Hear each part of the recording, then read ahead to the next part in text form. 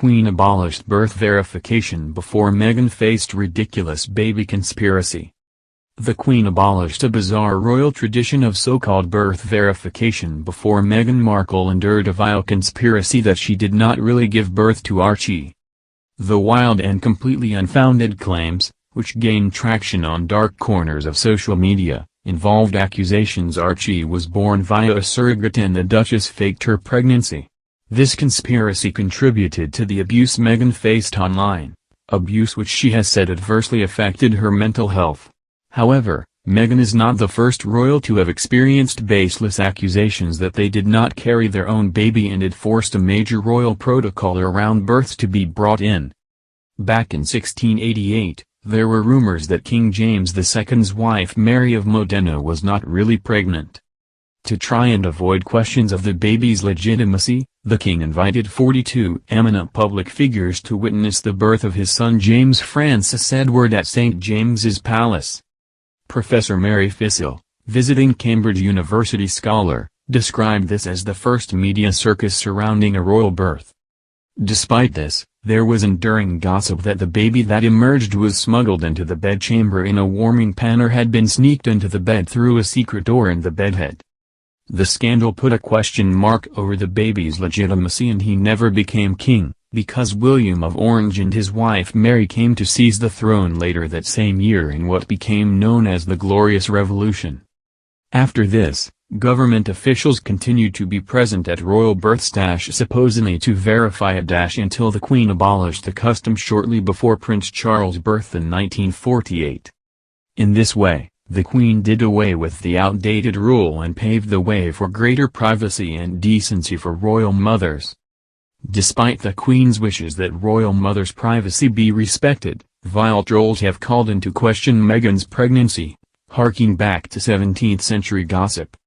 Traditionally, it was the Home Secretary who attended royal births. The last time this happened was in 1936 for the birth of the Queen's cousin Princess Alexandra, when the Home Secretary was Sir John Simon. When the Queen was born in 1926, Home Secretary William Joynson Hicks was present, despite the government being embroiled in a troubling row with coal miners.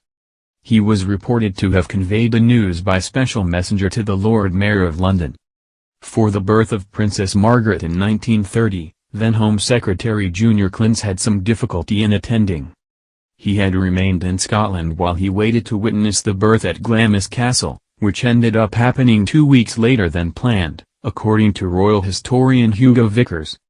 When the baby was finally on its way, Mr. Clins was already ready for bed. Upon hearing the news of the baby's impending arrival, he had to get ready again and rush up to the castle to make it in time. It is also customary for the Archbishop of Canterbury to attend royal births, although this has also been done away with. Royal babies were usually born at home, but increasingly royals have chosen hospitals to give birth. Both Princess Diana and Kate, Duchess of Cambridge, chose the Linda Wing at St Mary's Hospital in London for their labour. Meanwhile, Sarah, Duchess of York, Princess Eugenie, and Meghan, Duchess of Sussex, chose the Portland Hospital, also in London. Meghan's second child, Lilibet, was the first of the Queen's great-grandchildren to be born overseas. She was born at the Santa Barbara Cottage Hospital in California, USA. Lilibet, who is named after the Queen herself, is just 24 days old.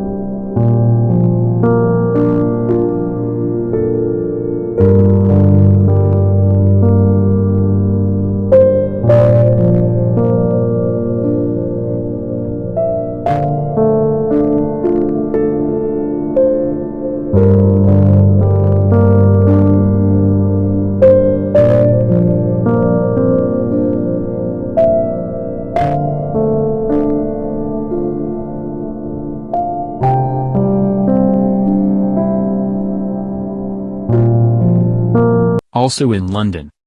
Meghan's second child, Lilibet, was the first of the Queen's great-grandchildren to be born overseas. She was born at the Santa Barbara Cottage Hospital in California, USA. Lilibet, who is named after the Queen herself, is just 24 days old.